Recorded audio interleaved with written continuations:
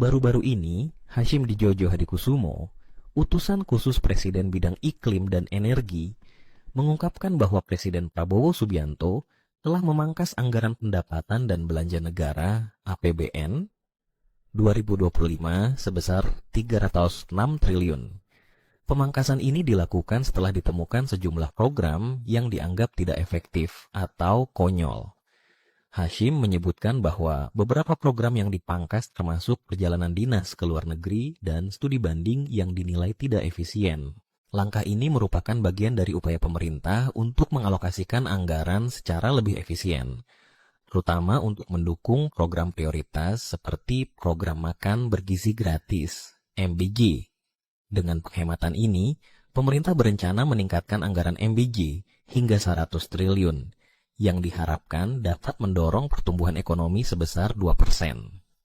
Terkait pertanyaan, apakah langkah ini merupakan kritik terhadap pemerintahan sebelumnya di bawah Presiden Joko Widodo, Jokowi, perlu dicatat bahwa Hashim tidak secara langsung menyebutkan nama atau mengkritik individu tertentu. Namun, penemuan program-program yang dianggap tidak efisien dalam APBN 2025 dapat diinterpretasikan sebagai evaluasi terhadap kebijakan anggaran sebelumnya. Meskipun demikian, tanpa pernyataan eksplisit, sulit untuk memastikan apakah tindakan ini ditujukan sebagai kritik langsung kepada Presiden Jokowi. Prabowo Subianto menemukan hal mengejutkan saat mengecek APBN 2025. Pengecekan ini dilakukan dalam rangka memangkas anggaran sesuai instruksi Presiden nomor 1 tahun 2025. Ada videonya juga ya. Nah, jadi ada banyak yang dipangkas, langsung saja lah ya kita lihat videonya dari Hashim. Nah ini nih, coba kita dengarkan. Banyak program-program Pak Presiden ya Pak, mulai dari makan bergizi gratis. Kemarin Pak Bu Menkyu udah ngomong sih Pak, dinaikin jadi 171 triliun ya Pak. Lalu juga tadi ada pembangunan rumah ya Pak, 3 juta rumah. Lalu ada juga tadi mau membangun pembangkit listrik yang hijau ya Pak, green, 73 gigawatt. Pertanyaannya, duitnya dari mana nanti Pak? Apakah itu bakal dicari dari investor atau seperti apa Pak? Oke, begini. Untuk makanan gratis tambahan 100 triliun, Pak Prabowo ambil dari anggaran yang dipangkas. Dipangkas 306 triliun dan sebetulnya lebih besar. Lebih besar lagi, karena ini tidak termasuk dividen dari BUMN. Itu tidak termasuk dividen dari BUMN. Kalau tidak salah 170 triliun kalau tidak salah. Tapi kembali ke BUMN berapa dan tetap ditahan oleh pemerintah cukup besar. So itu Pak Prabowo menyadari ada program konyol. Program konyol dihapus, dipangkas. Nanti saya bisa cerita sama Pak Seti yang mana yang di sini ada ya, yang konyol-konyol itu. Banyak yang konyol ternyata. Pak Prabowo cerita sama saya dia berapa minggu dia periksa anggaran APBN. Ternyata di APBN kita ada 9 tingkat Pak. Ya, biasanya Presiden Menteri periksa sampai tingkat ke-3 ke-4. Prabowo periksa sampai tingkat ke-9 Pak. Tingkat ke-9. Dibongkar semua Pak. Bongkar semua, keren. Sudah saatnya ini ya, negeri ini mulai bersih-bersih. Dan tentu apa ya program konyol itu? Nah, sahabat-sahabat Ermol yang tahu silakan sampaikan di kolom komentar ya. Saya lagi ngebayangin kira-kira apa ya program yang konyol? Studi banding ke luar negeri mungkin ya. Padahal bisa dicari saja di Google atau di YouTube. Kan begitu ya. Hari ini tuh segala serba digital. Tanya aja ChatGPT gitu, nggak usah pergi ke Singapura yang ngabisin dana ratusan juta itu, apalagi anak istrinya dibawa. Nah, sudahlah, anggaplah itu di eranya Jokowi saja, di eranya Prabowo tidak boleh itu lagi terjadi. Saya yakin akan membaik semua situasi kalau istiqomah. Pemerintah ini istiqomah dengan janji-janji politiknya. Nah kan, lu udah mulai susah dicari, nah kan? Hah? Lu kemana aja lu? Kenapa lu jadi susah dicari, ha? Gue jauh-jauh nih keliling-keliling kampung, baru dapet nih. Sekali dapet berapa coba harganya? 25.000. Udah 25.000, kurang lagi coba tuh. Nih, ini segel atau apa sih, ha? Ini segel atau apa? Masa segel gampang dicopot ini, nih?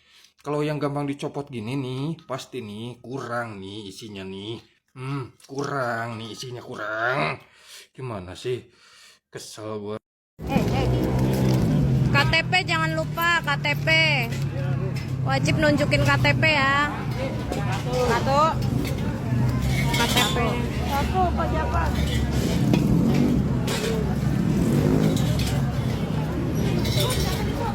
NIB dari Airmall Business, pengecer tidak boleh lagi menjual gas LPG 3 kg. Penjualan LPG 3 kg lewat pengecer atau warung akan dilarang mulai hari ini, 1 Februari. Kemarin beritanya ya. Waduh, ngeri juga ini. Makin dibatasi berarti. Warung kecil makin dibatasi, pembeli makin kesulitan. Biasa dia beli di warung terdekat, di warung paling dekat dengan rumah, sekarang dia harus ke agen. Agennya pun kosong loh. Mungkin sebagian sudah diisi lagi ya. Tapi seharian ini tadi saya lihat kosong di tempat saya berada.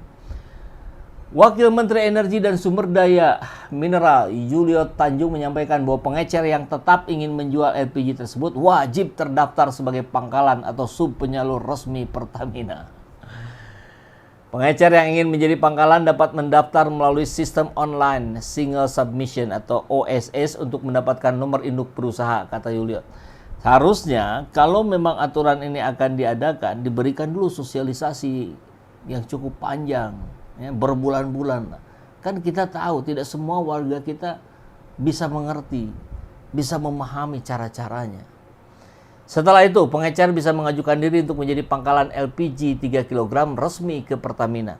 Yang pengecer itu kami jadikan pangkalan per 1 Februari. Nah, sebetulnya niatnya mungkin bagus ya. Tapi apakah ini waktunya tepat, cocok? Nah, fakta kita lihat di lapangan. Langkah pendaftaran tersebut dapat dilakukan secara daring di seluruh Indonesia. Distribusi gas LPG 3 kg telah diatur dalam keputusan Menteri SDM nomor 37 tahun 2023 tentang petunjuk teknis pendistribusian isi ulang liquefied petroleum gas atau LPG agar tepat sasaran. Maksudnya baik, tapi prosesnya ini yang harus dievaluasi. Yang mengatur bahwa penjualan gas LPG 3 kg hanya boleh dilakukan oleh sub penyalur yang memiliki NIB. Oh, ini aturannya sudah lama. Ya, sosialisasinya nyampe enggak? Kan itu ya. Itu ya yang harus menjadi perhatian dari aparatur pemerintahan kita. Lewat langkah ini, pemerintah ingin memastikan bahwa harga yang diterima masyarakat sesuai dengan batasan yang telah ditetapkan. Dengan rantai distribusi yang lebih pendek, diharapkan harga LPG 3 kg sesuai dengan harga yang sudah ditetapkan oleh pemerintah. Tuh, maksudnya sih bagus ya. Cuman ketika yang di bawah kemudian panik, nah ini ada proses yang luput, tidak dilalui. Ya mungkin sosialisasi. Pemerintah mempersiapkan masa transisi selama 1 bulan untuk mengubah pengecer menjadi pangkalan. Dengan demikian, pada Maret 2025, pemerintah menargetkan penghapusan pengecer LPG 3 kg. Kalau pengecer menjadi pangkalan, justru mata rantai untuk mereka lebih pendek. Layer tambahan itu yang kami hindari. Juliot menyampaikan bahwa langkah tersebut merupakan upaya untuk memastikan bahwa LPG 3 kg tersedia dan dapat diterima oleh masyarakat dengan batasan harga yang ditetapkan oleh pemerintah. Bagus ya? Niatnya bagus gitu. Faktanya tidak tersedia. Faktanya langka hari ini. Orang nyari hilir mudik kemana-mana. Kayak situasi yang kepanikan terjadi di masyarakat. Ya, itu laporan pandangan mata saya sendiri. Hari ini, tadi siang jelang sore. Nah, ini dari netizen yang sering juga melaporkan situasi sosial politik, King Purwa. Seharusnya sebesar 12.750 per tabung LPG. Nah, ini menurut Sri Mulyani ya. Sebab pemerintah telah memberikan subsidi sebesar 30.000 per tabung. Jadi harga asli atau harga normalnya itu 42.750. Disubsidi 30.000, jadi harga jualnya 12.750. Nah, kita lihat sekarang di agen berapa? Di agen ada yang 18.000. Masuk ke pengecer ya jadi 23.000, 24.000. Nah, itu fakta yang terjadi, dan maksud pemerintah ini memangkas agar harganya tidak melambung di atas 20.000, ya itu saya kira hal yang bagus, tapi perlu persiapan yang matang. Gagal dalam mempersiapkan sama dengan mempersiapkan kegagalan. Kan begitu rumusnya.